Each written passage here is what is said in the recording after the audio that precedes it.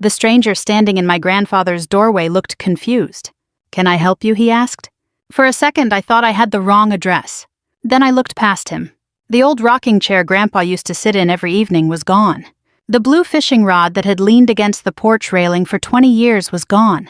Even the welcome sign Grandpa made by hand had disappeared. My stomach dropped. "Why are you in my cabin?" I asked. The man frowned. "Your cabin?" "Yes." He exchanged a nervous glance with the woman standing behind him. Then he said the words that changed everything. "Ma'am, we bought this property 2 months ago." I just stared at him. Bought it? My grandfather had left me that lake cabin. I knew he had. And yet complete strangers were standing inside it as if they belonged there. I don't remember walking back to my car. I only remember my hands shaking as I called my mother. When she answered, I could barely get the words out. "Mom, why are there strangers at Grandpa's cabin?" There was a pause. Then she sighed. Not with guilt, with annoyance. "Oh, that." I felt my heart pounding. "What do you mean, oh, that?" "We sold it." I almost dropped my phone. "You what?" "Your sister needed the money." I couldn't breathe. Mom continued as if she were discussing grocery prices. Rebecca wanted her dream wedding and a honeymoon in Hawaii. We didn't have many options. I just froze. The world seemed to stop moving around me. Cars passed. The lake sparkled behind the cabin. Birds chirped somewhere nearby. But all I could hear was my mother's voice. "We thought you'd understand." That was the moment everything changed. Not because they sold the cabin, because they expected me to accept it. Just like I always had. My name is Emily Harper. I'm 42 years old. I live outside Minneapolis, Minnesota. And for most of my life, I was the daughter who learned to stay quiet. My older sister, Rebecca, was 2 years ahead of me. Growing up, she was the center of everything. If Rebecca wanted piano lessons, she got them. If she wanted a new car, my parents found a way. If she got into trouble, someone else was blamed. Usually me. I learned early that fighting back never changed anything. Mom always had a reason. Dad always had an excuse. And Rebecca always got what she wanted. The only person who ever saw things differently was my grandfather, Grandpa Walter. After my father left for nearly 3 years when I was a child, and my mother focused all her energy on holding the family together, Grandpa became my safe place. Every summer I'd spend weeks at the cabin with him. We'd fish at dawn, drink coffee on the dock, watch storms roll across the lake. When I was 12, he told me something I never forgot. "Emily, some people spend their whole lives looking for peace." He pointed toward the water. "Mine is right here." Years later, after Grandma died, the cabin became even more important to him. And eventually to me. When Grandpa passed away 5 years earlier, losing him felt like losing my anchor. A few months after the funeral, his attorney handed me a letter. Inside, Grandpa had written, "The cabin belongs with the person who loves it, not the person who wants it." I cried when I read those words. The attorney explained that Grandpa wanted me to have the property. Not Rebecca.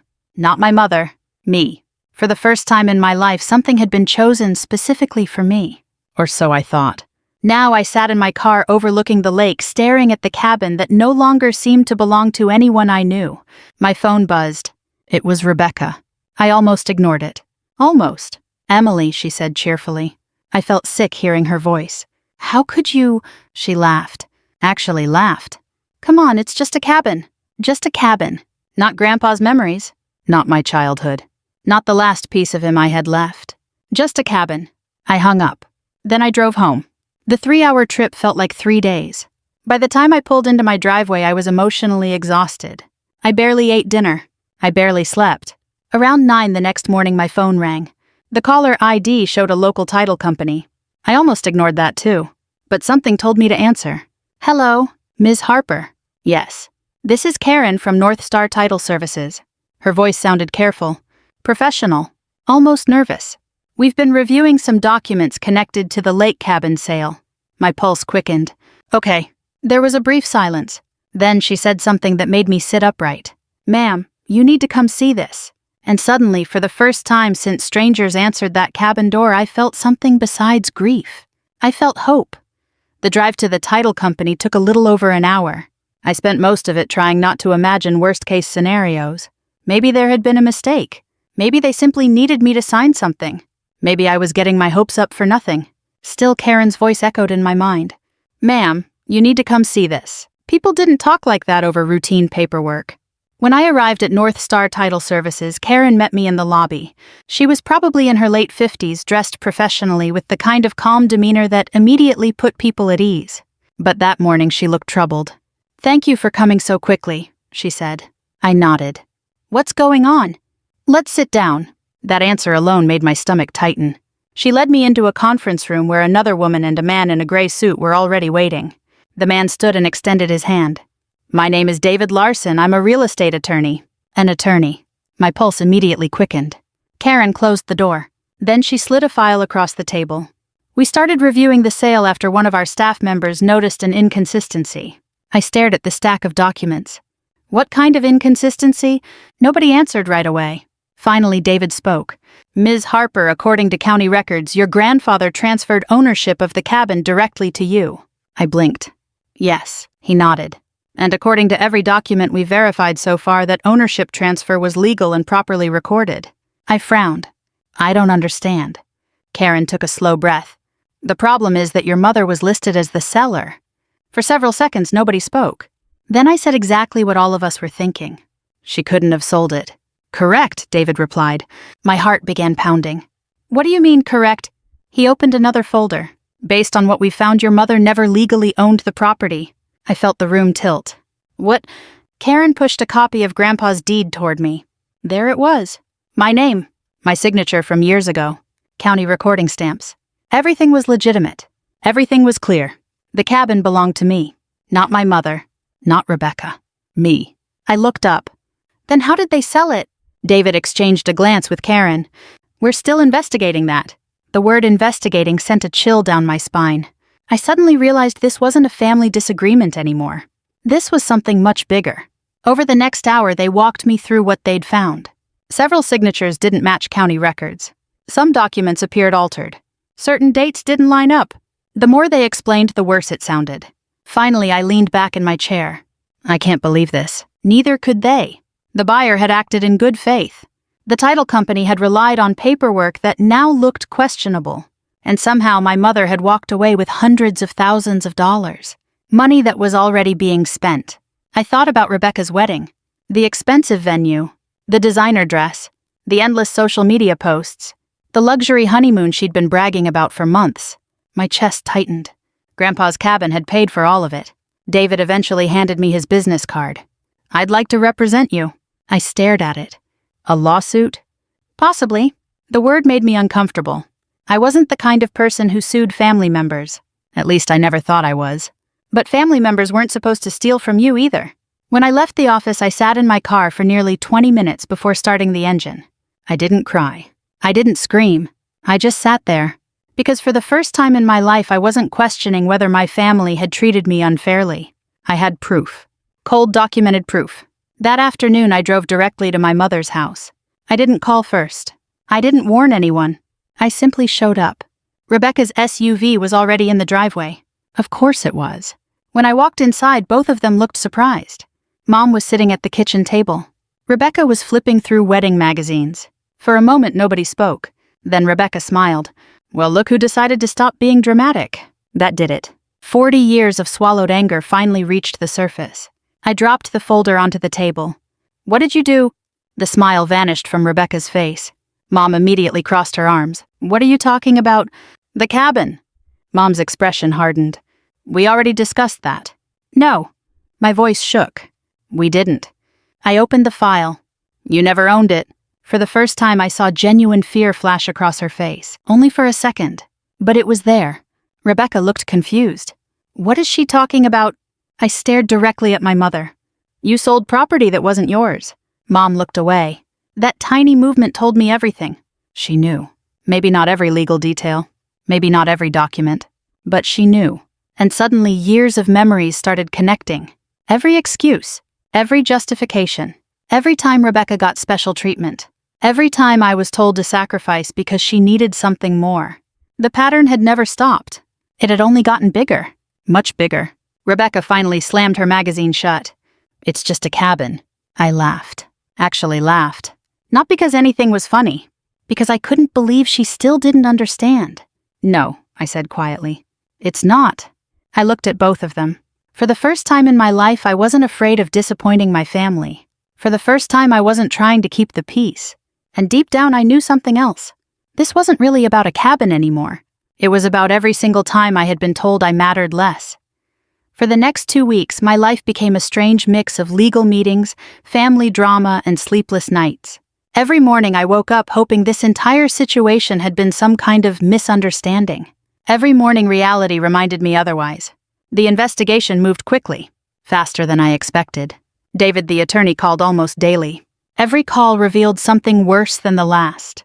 The title company had uncovered additional paperwork. County records had been reviewed. Signatures were being analyzed. And the deeper everyone looked, the uglier the story became. One Tuesday afternoon, David invited me to his office. I knew from the tone of his voice that something significant had happened. When I arrived, he closed the door and placed several printed emails on his desk. "Take a look." I picked up the first page. The email was from my mother, sent nearly 6 months earlier. My stomach immediately tightened. As I continued reading, I felt physically sick. There it was, in black and white. A discussion about selling the cabin. A discussion about whether I would find out. A discussion about timing the sale before Rebecca's wedding expenses came due. I slowly lowered the papers. She knew. David nodded. Yes, my chest felt heavy. Part of me had still wanted to believe my mother had simply made a terrible decision. But this wasn't impulsive. This wasn't accidental. This had been planned. Carefully planned. And somehow that hurt more. Because deliberate betrayal cuts deeper than a mistake. Meanwhile, Rebecca's wedding was becoming the talk of the family. The ceremony was scheduled for early summer at an upscale venue outside Minneapolis. Every relative seemed excited. Social media was filled with countdown posts. Pictures of flower arrangements. Pictures of dresses. Pictures of expensive wedding tastings. Everyone was celebrating. Almost nobody knew where the money had come from. One evening, my cousin Lisa called. "Can I ask you something?" "Sure." She hesitated. "Is it true your mom sold Grandpa's cabin?" I stared at the kitchen window. Word was spreading. "Yes." Silence. Then she quietly said, "I thought something felt off." That conversation turned out to be the first of many. As more relatives learned pieces of the story, opinions began changing. People who had always defended my mother suddenly had questions. People who had always viewed Rebecca as the family princess were starting to see her differently. For years I'd been painted as the difficult daughter, the sensitive daughter, the daughter who held grudges. Now the narrative was shifting. And not because I was attacking anyone, because the facts were speaking for themselves. A few days later, David called again. This time his voice sounded almost energized. "We found more." My stomach immediately tightened. "What now?" "The signature used during the sale process doesn't match your legal records." I sat upright. "What does that mean?" "It means someone signed documents pretending to be you." For several seconds I couldn't speak. The room suddenly felt very small. Someone had forged my name. Not accidentally. Not carelessly. Intentionally. I thought about Grandpa. I thought about his trust. I thought about the promise he had made me. And for the first time, anger replaced sadness. Not rage. Something colder. Stronger. The kind of anger that comes when you finally stop making excuses for people. 3 days later, David and I met with representatives from the title company. The buyer was there too. A retired school principal named Robert Jensen. To my surprise, he apologized the moment we met. "I never would have bought the property if I'd known." I believed him. The man looked genuinely heartbroken. He and his wife had invested their retirement savings into the cabin. They were victims too. That realization changed something inside me. This wasn't just affecting our family anymore. My mother's actions had hurt innocent people. People who had absolutely nothing to do with Rebecca's wedding. The title company eventually laid out possible outcomes. The sale could potentially be reversed. Financial damages could be pursued. Additional legal consequences were still being evaluated. As the meeting ended, David asked everyone to stay seated. "There is one more thing." The room became quiet. He opened another folder. Inside were financial records, wedding deposits, venue payments, luxury travel reservations, designer purchases. Every expense seemed connected to money received shortly after the cabin sale. Nobody had to say it aloud.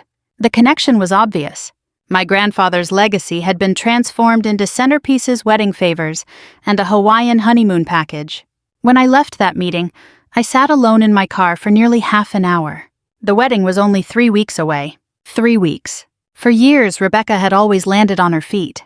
Every bad decision somehow became someone else's problem. Every consequence disappeared. Every rule bent around her. But this time felt different. This time there were documents, witnesses, records, evidence. And for the first time in our lives, the truth wasn't staying hidden. As I started the engine, my phone rang. It was David. I answered immediately. "Emily, one more update." "What is it?" There was a brief pause. Then he said the words that changed everything once again. "We believe the cabin sale can be reversed." I gripped the steering wheel. My heart pounded. "What?" "The evidence is stronger than we expected." I closed my eyes. For the first time since that stranger opened Grandpa's cabin door, hope felt real. But David wasn't finished. "And Emily," "Yes, if this moves forward the way we expect." He paused. "The wedding money could become part of the dispute, too." Suddenly, the biggest celebration of Rebecca's life was standing on very shaky ground. 3 days after David told me the wedding money could become part of the dispute, my mother called. I ignored the first call, then the second, then the third. By the 7th call, I finally answered. "What?" For several seconds, she didn't speak. When she finally did, her voice sounded different, less confident. "Emily, we need to talk." I almost laughed. For 42 years, talking had always meant one thing. I was expected to listen. Everyone else was expected to be understood. "No," I said. "We really do," she insisted. "It's getting out of hand." Out of hand. The phrase irritated me instantly. Not because she was wrong, because she was pretending the problem had started recently. The situation wasn't getting out of hand. It had been out of hand for decades. The difference was that people were finally seeing it. "I have nothing to say." Then I hung up. That evening, David called. The investigation was moving forward faster than anyone expected. The evidence was overwhelming. Several documents contained irregularities. The forged signatures were becoming difficult to explain. And perhaps most importantly, family members who once supported my mother were quietly stepping away. The truth was spreading. Fast. A week later, I attended a family gathering at my Aunt Sharon's house. Normally, I would have avoided it. But I was tired of hiding. Tired of being the one who disappeared whenever things became uncomfortable. When I walked through the door, conversations immediately slowed. Not completely. Just enough. People knew. Maybe not every detail, but enough. Rebecca arrived 20 minutes later. The room became noticeably tense. She looked exhausted. For the first time in her life, she wasn't the center of a happy celebration. She was the center of a controversy. Her fiancé Mark entered behind her. I had always liked him. He was polite, hardworking, reasonable. The opposite of Rebecca in many ways. As everyone settled into the living room, Aunt Sharon finally addressed the elephant in the room. "Can somebody please explain what's happening?" Silence. Nobody volunteered. Finally, Rebecca stood. "Emily is trying to ruin my wedding." Several relatives exchanged uncomfortable looks. I remained seated. I wasn't interested in shouting. Rebecca continued. "She's angry about a cabin. A cabin. The same way she'd always framed it. Reduce the issue. Minimize the damage. Avoid responsibility." Then she pointed directly at me. "You're willing to destroy my future over property." The room became quiet. Everyone waited for my response. A younger version of me would have apologized. A younger version of me would have cried. A younger version of me would have tried to keep everyone comfortable. But not anymore. Without raising my voice, I opened the folder I'd brought. I handed copies of the documents to Aunt Sharon, then Uncle Mike, then Mark, one by one. Nobody spoke while they read. The silence became almost unbearable. Finally, Mark looked up. "What is this?" I answered calmly. "Evidence." Rebecca's face lost color. My mother suddenly stood. "This isn't necessary." But it was. For the first time in our family's history, nobody could dismiss me as emotional. Nobody could accuse me of exaggerating. The facts were sitting right in front of them. Signatures. Emails. Financial records. Everything. Mark slowly flipped through the pages. When he reached the emails discussing the cabin sale, he stopped. His jaw tightened. He looked at Rebecca, then my mother, then back at the documents. "You knew about this." Nobody answered. That silence answered for them. For the next several minutes, the room remained painfully quiet. The only sound was paper turning. Then Aunt Sharon placed the documents down. Her eyes filled with disappointment. Not anger, disappointment. And somehow that felt worse, because disappointment means expectations have been shattered. Eventually, Mark stood. He looked directly at Rebecca. I asked where the wedding money came from. Rebecca swallowed. "Mark." "No." His voice was calm. Too calm. I asked. Nobody moved. Nobody interrupted. The truth had finally arrived. And it wasn't leaving. After Mark walked outside, Rebecca burst into tears. Not because she felt guilty, because things were falling apart. For years, my mother had protected her from consequences. Now consequences were everywhere, and nobody could stop them. As the evening came to an end, most relatives avoided my mother. Others offered quiet support to me. The shift was impossible to ignore. For the first time in my life, I wasn't standing alone. Driving home that night, I thought about Grandpa, about fairness, about responsibility, about the damage favoritism causes, not just to the child who is ignored, but to the child who is constantly rescued. Rebecca had spent her entire life believing the rules didn't apply to her. My mother had taught her that. Now both of them were facing the results. The following morning, David called. His voice carried cautious optimism. "We're getting close." "Close to what?" "A resolution." I stared out my kitchen window. The lake cabin suddenly felt closer than it had in months. Then David said something unexpected. "Emily, I think your mother finally understands what she's done." I wasn't sure I believed that, but for the first time I wondered if this story might end differently than I imagined. Not with revenge, not with destruction, but with something much harder. The truth. The settlement was finalized 4 months later. By then, Rebecca's wedding had been postponed indefinitely. The Hawaii honeymoon had been canceled. Several deposits had been lost. And for the first time in their lives, both Rebecca and my mother were being forced to deal with the consequences of their choices. But surprisingly, nobody went to jail. That wasn't because the situation wasn't serious. It was. The forged documents had created enormous legal problems. The title company, the buyers, and multiple attorneys spent months untangling everything. In the end, everyone agreed that the fastest solution was restoring ownership, compensating the innocent buyers, and resolving the financial damage through a civil settlement. Grandpa's cabin came back to me, legally, permanently. The day I received the final paperwork, I drove to the lake, alone. The same road, the same trees, the same water stretching toward the horizon. Only this time when I pulled into the driveway, nobody answered the door except me. For several minutes, I simply stood on the porch, listening. The wind moved through the pines. Waves brushed softly against the shoreline. For the first time in months, everything felt quiet, peaceful. The way Grandpa would have wanted. Inside the cabin looked different. Some furniture had been replaced. Some decorations were gone. But the soul of the place remained. The memories remained. And somehow that mattered most. Over the following weeks, I spent every weekend restoring little pieces of it. Cleaning, painting, repairing, remembering. One Saturday afternoon, while sorting through an old storage cabinet, I discovered a small wooden box tucked behind several fishing supplies. I almost missed it. Inside were photographs, receipts, and a sealed envelope. My hands trembled when I saw Grandpa's handwriting. The letter was addressed to me. I carefully unfolded the paper. The letter wasn't long, but every word felt important. "Emily, if you're reading this, I'm probably gone." I smiled sadly. That sounded exactly like him. Then I continued reading. "You've spent your whole life trying to keep peace in a family that wasn't always fair to you." My throat tightened.